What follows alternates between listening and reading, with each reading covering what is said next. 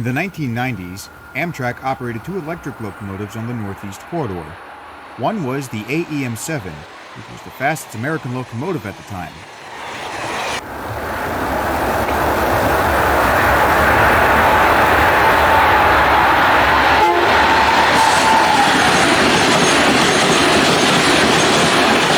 And the E-60s, which had a slower top speed but were stronger.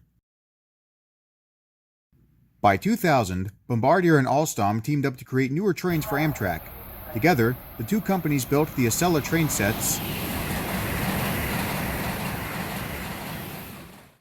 and the HHP-8. While the Acela went on to be a success, the HHP-8s weren't so lucky.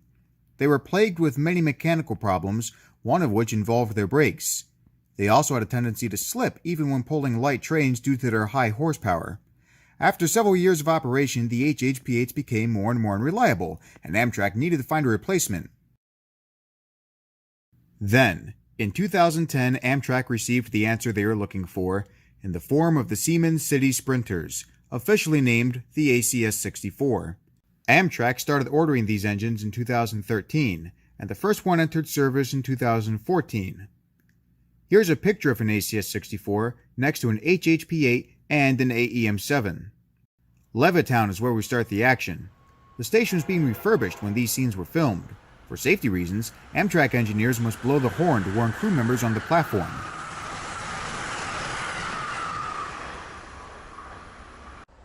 We view another train from the other side of the tracks.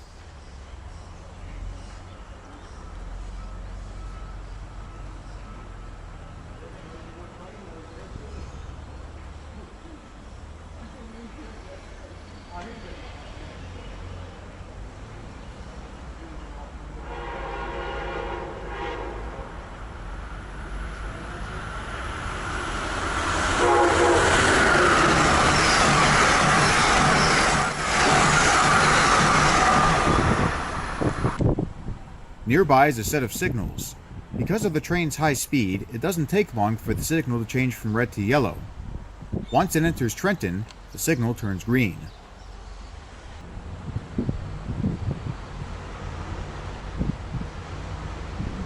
.600, the David L. gun, is viewed from the bridge. It shakes as the train races past.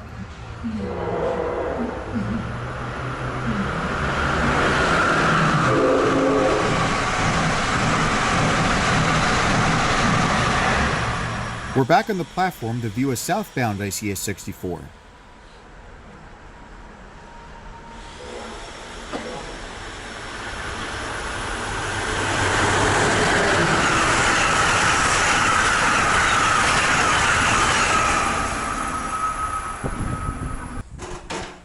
Next, the Acela passes our camera, and the trio of Silverliner 4s.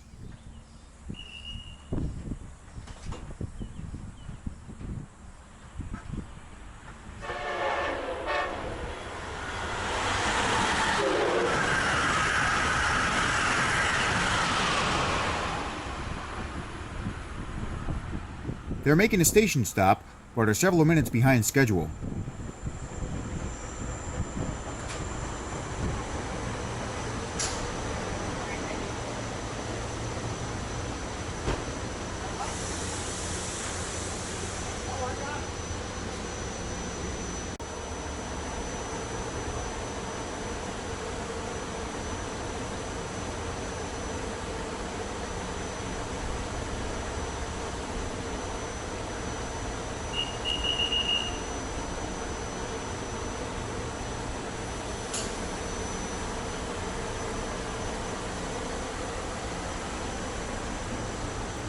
As soon as the train starts to move out of the station, another ACS-64 rolls through the station.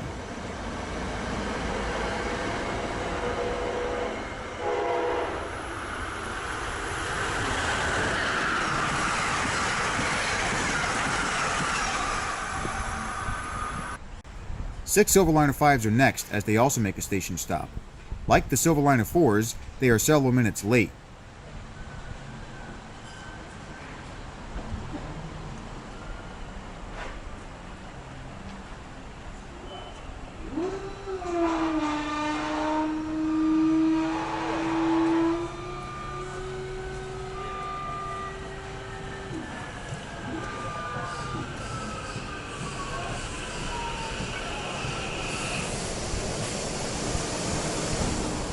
We can hear another train passing the Silverliners, but we cannot see them.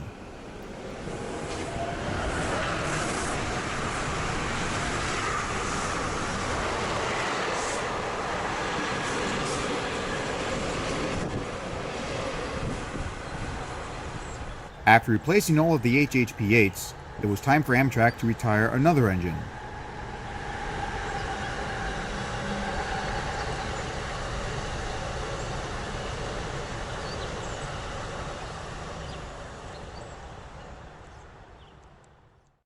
The AEM-7 first started work on the Northeast Corridor in 1979. They were so reliable that they stayed until 2016. Each engine had 7,000 horsepower, giving them a tractive effort of 53,000 pounds. Though they had a top speed of 130 miles per hour, they were not allowed to go faster than 125. While the ACS-64 had the same amount of wheels as the AEM-7, they had more horsepower and more tractive effort. The top speed is slightly higher at 135 miles an hour, but these engines are also forbidden from going faster than 125. Like the AEM-7s, the ACS-64 is based off of a European design and has two cabs.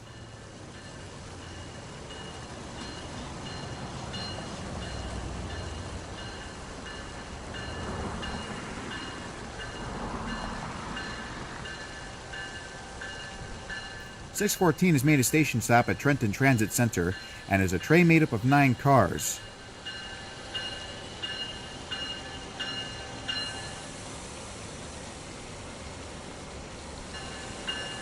The passengers are on board and the engine is ready to go.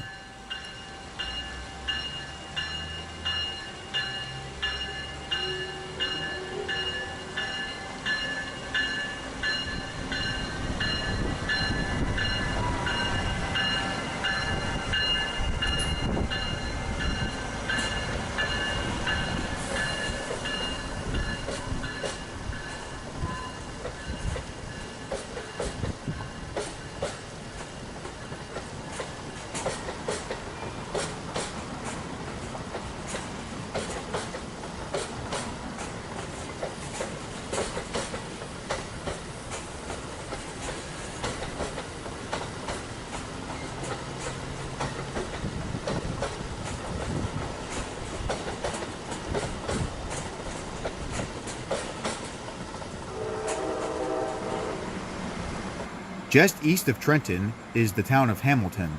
New Jersey Transit has another station where you can view passenger trains. We see 2 trains, one from New Jersey Transit and one from Amtrak.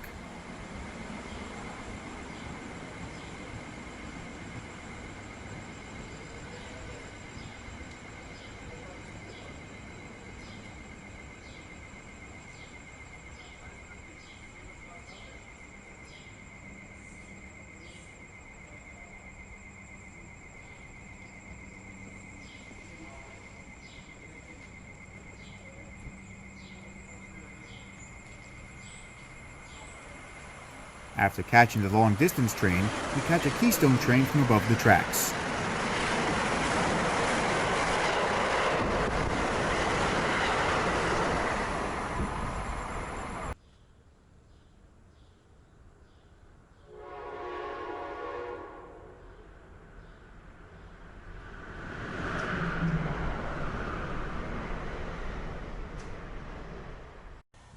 With part of the fence missing, this may explain why the trains are running on the outside tracks.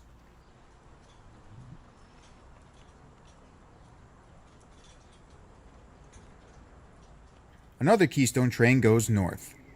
Northbound trains are called eastbound by Amtrak crews because New York City is also geographically east of Washington, D.C., the southern end of the Northeast Corridor.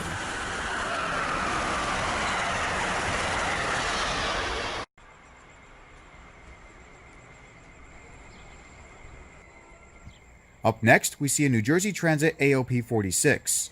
Like the HHP-8, this engine was built by Bombardier, but it's more reliable.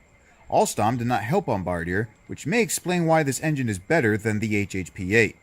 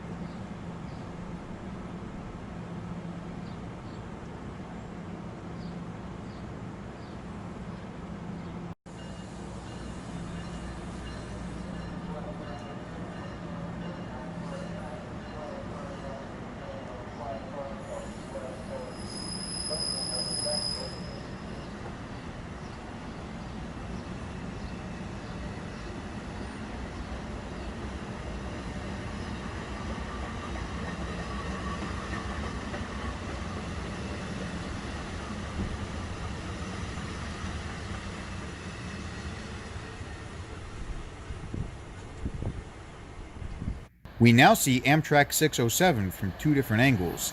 Its train is made up of 8 amphitheaters.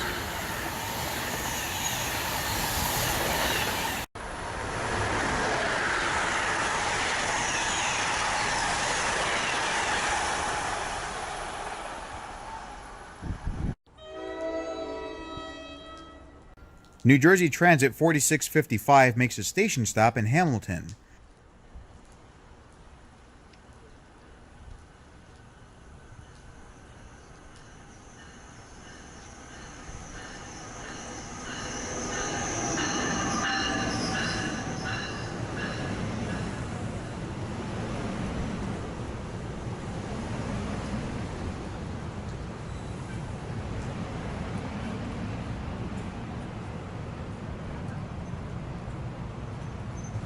Our camera's set up in a good position to watch another ACS-64 in the background.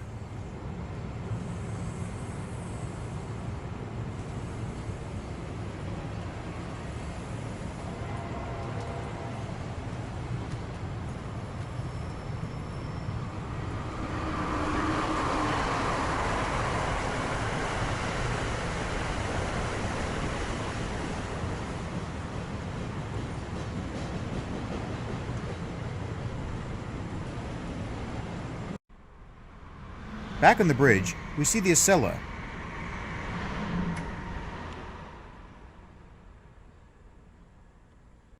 And the Trenton-bound New Jersey Transit train, not making a station stop.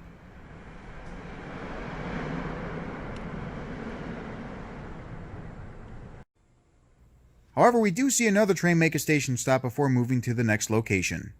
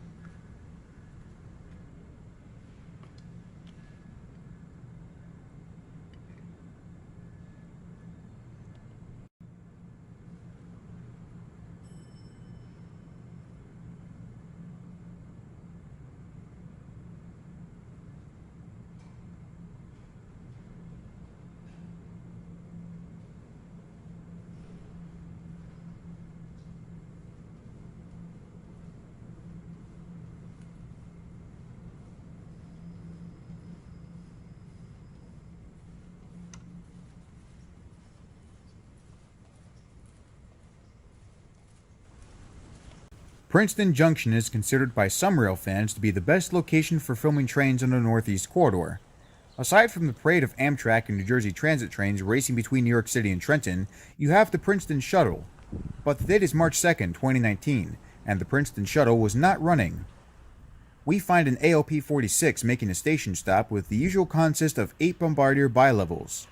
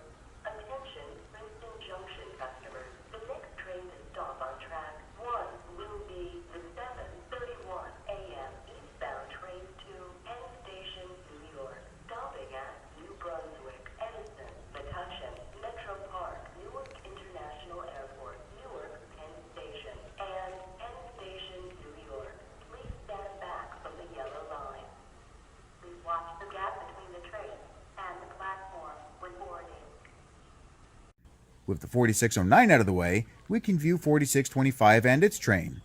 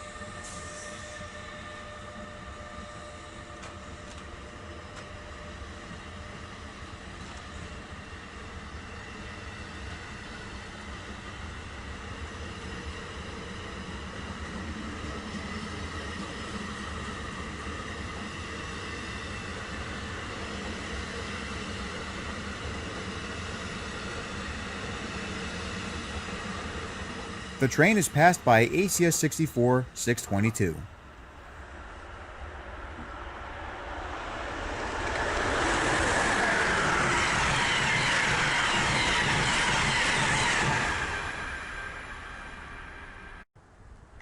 On the other side of the main line, 662 comes into view with a Keystone train.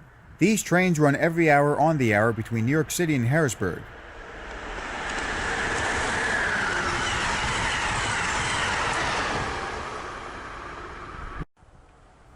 "623 is next with the Carolinian, running south.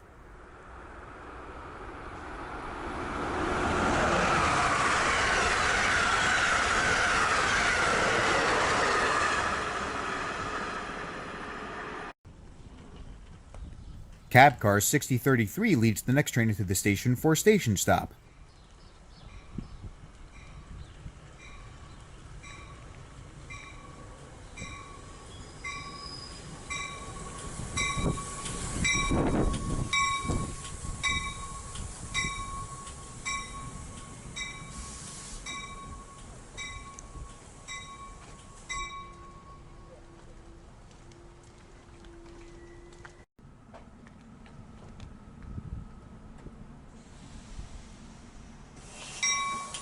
Just before pulling out of the station, an ACS-64 is seen in the background.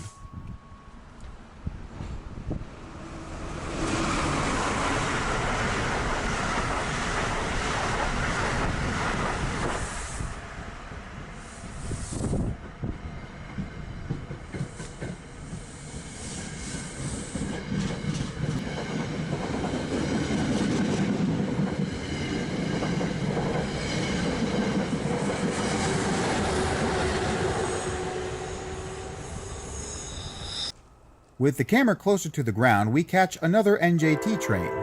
Watch how the train quickly slows down.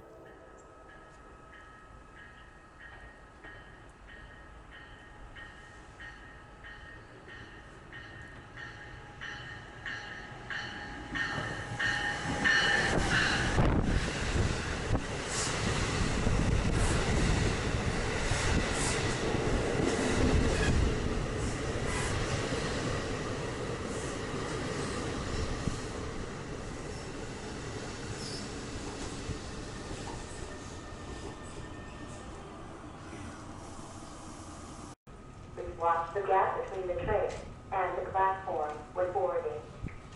Once the passengers are on board, the 4643 pushes the train towards Trenton.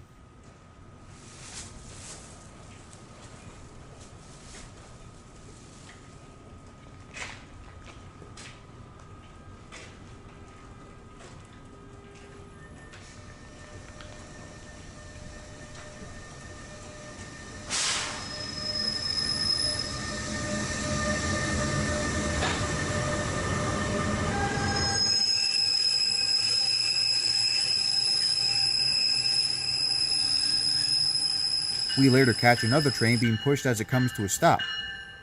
4642 is the engine pushing the train to New York City.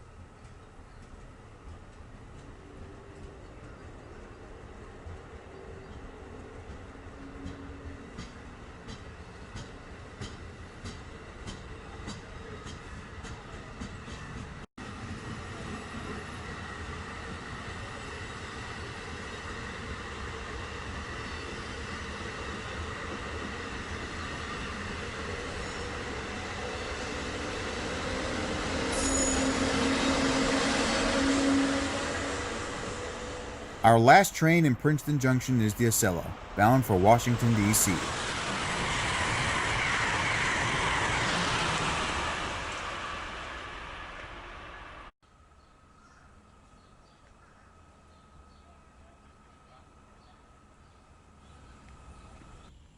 We will now view trains on the Keystone Line. We are 9 miles east of Harrisburg, in the town of Middletown. An excursion line also runs through here, called the Middletown and Hummelstown.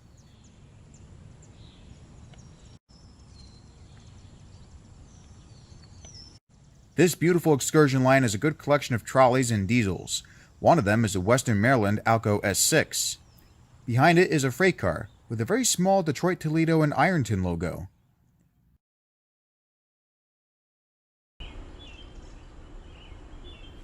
The Keystone Line runs parallel to Norfolk Southern. It is 6:30 a.m. as a Dash 9 and SD70M-2 pass the station with an intermodal.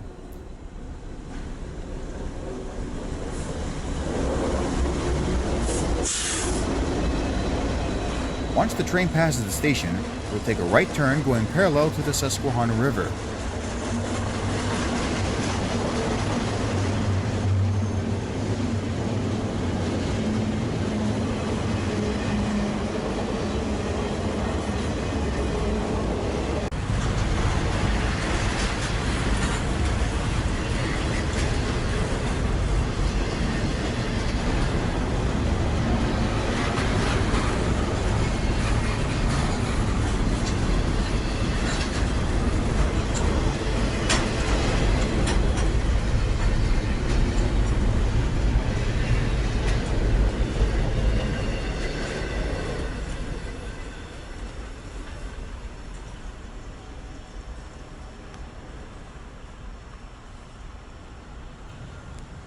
Half an hour later, we see an ACS-64.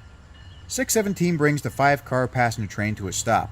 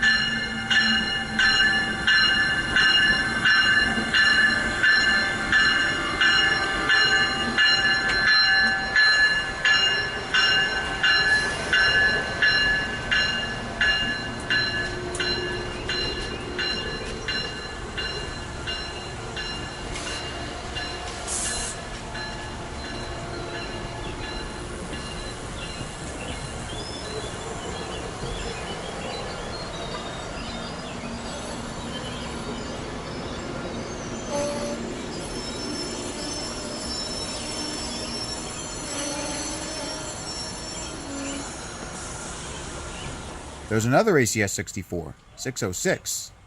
One of the amp fleets is having trouble with a generator. The conductor just got out to fix this, but for safety reasons, the 606 cannot pull into the station.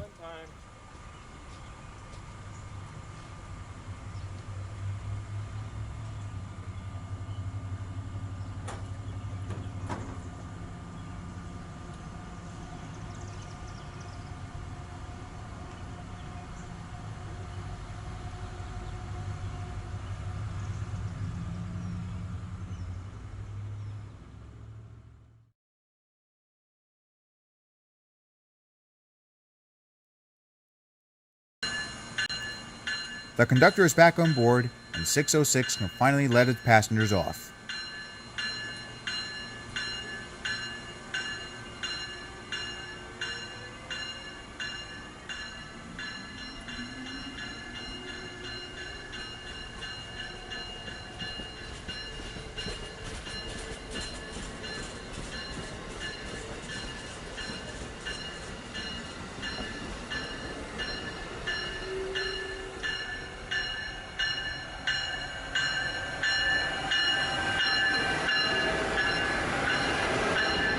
The conductor on this train really seems happy with our presence.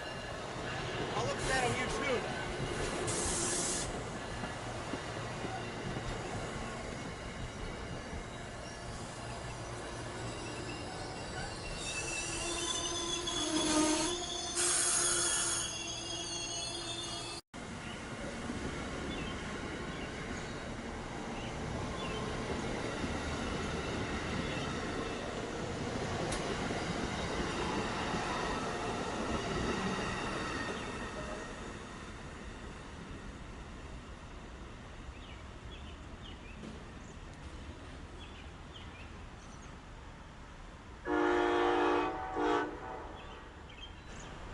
Inside the train station at Harrisburg, there's a model train layout in O scale.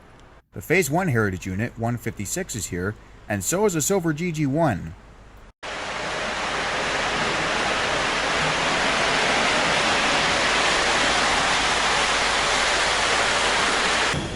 Out on the platform, a real GG1 is on display with a caboose.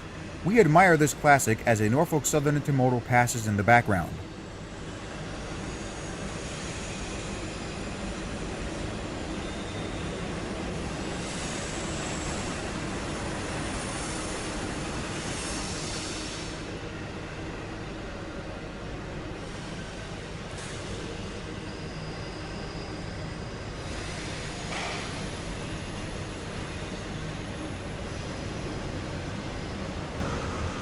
We are now above the train tracks. 2-9s pull another intermodal past the Amtrak station.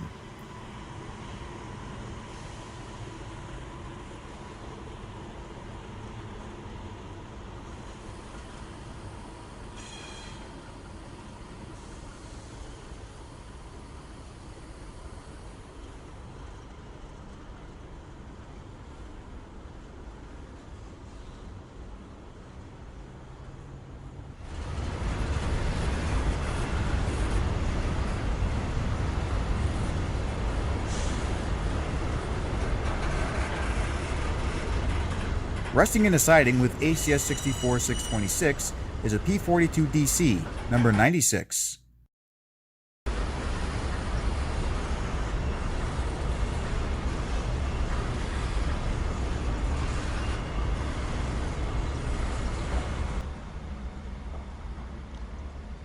The intermodal comes to a stop. Traffic on the railroad isn't the only one that stopped moving. On the bridge, the automobiles are having a tough time going anywhere because of nearby construction. 1802, one of Norfolk Southern's new rebuilds, the SD-70 ACC, leads a much shorter intermodal with another pair of -9s.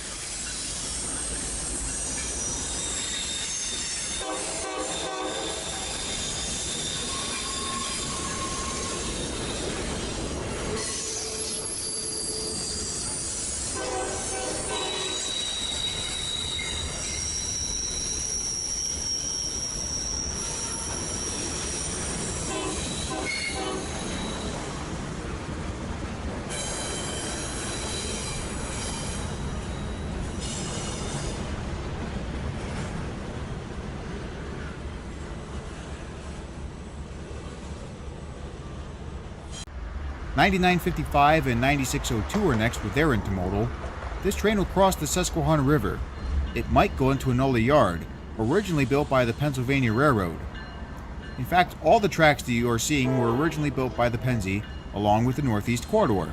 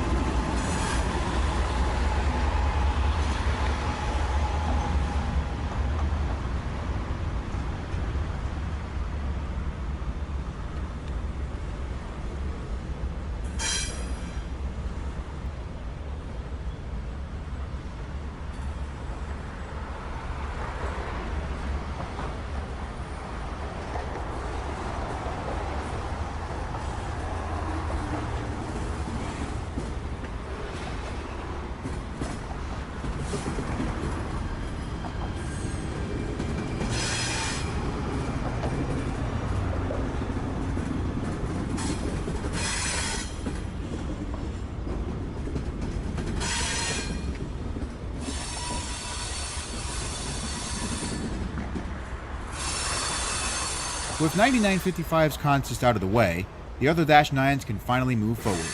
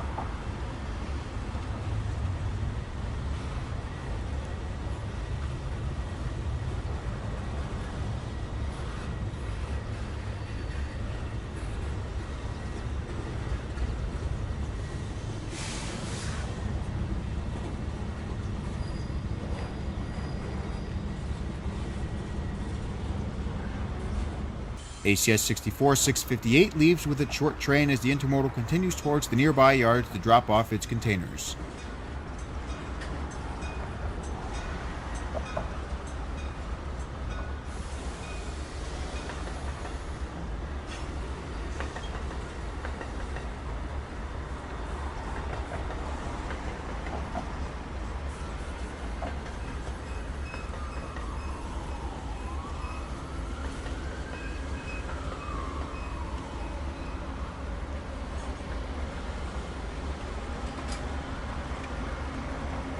What should appear next but the Veterans Unit, 642.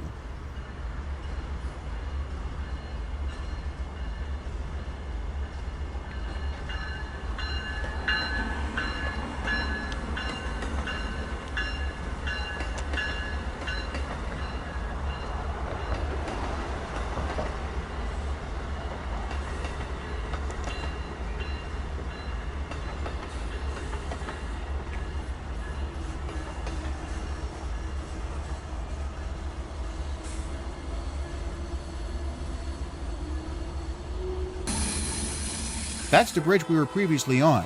We catch another pair of Dash 9s go under the bridge with a mix of freight cars. One of them has the Norfolk and Western logo.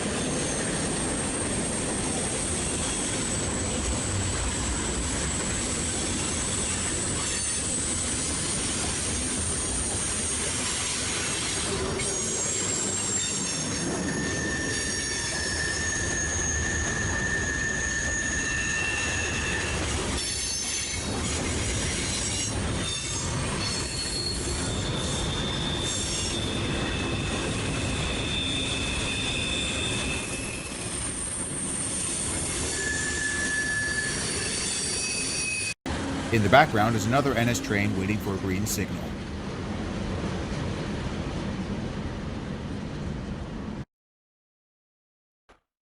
On the Northeast Corridor, there's definitely more passenger trains than freight. The action is still amazing. Septa also uses ACS-64s, but they do not run in the Northeast Corridor. Amtrak has been operating these beautiful engines for 5 years. They have proven to be just as good as the AEM-7s, if not better. These engines will definitely be around for a long time.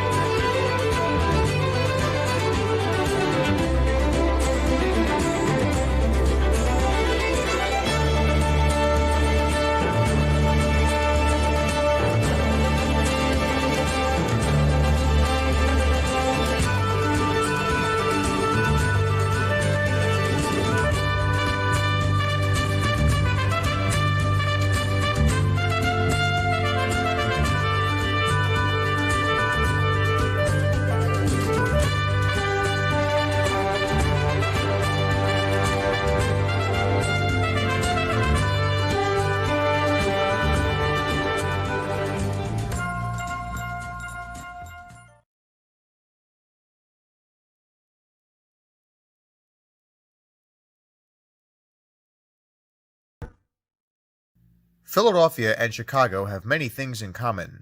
They have lots of tall buildings, boats, and trains. You'll definitely be seeing a lot from the latter in Sean's Railroading Adventures, Philadelphia and Chicago, Volumes 1 and 2.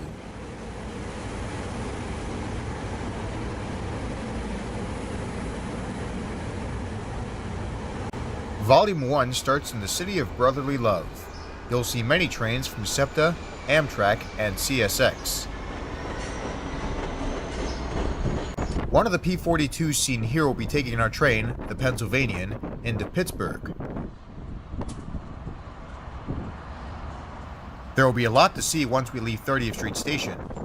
You have the opportunity to view Norfolk Southern's yards in Harrisburg.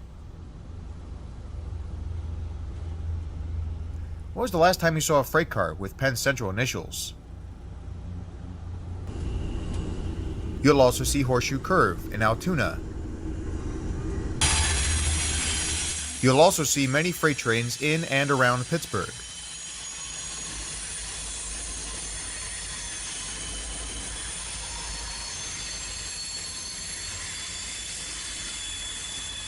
We will then take the Capital Limited to Chicago.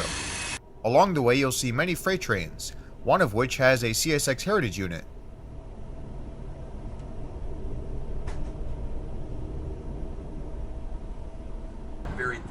Upon arrival at Chicago, you have the opportunity to take a boat ride to see much of the third largest city in the United States. Volume 2 continues from where we left off.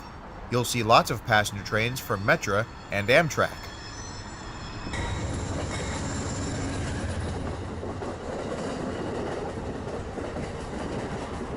As we leave Chicago, we will again take the Capital Limited.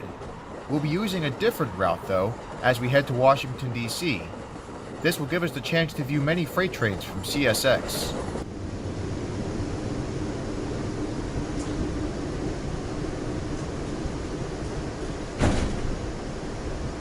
At Washington, D.C., we will get on board another passenger train, pulled by an ACS-64 for a speedy return to Philadelphia.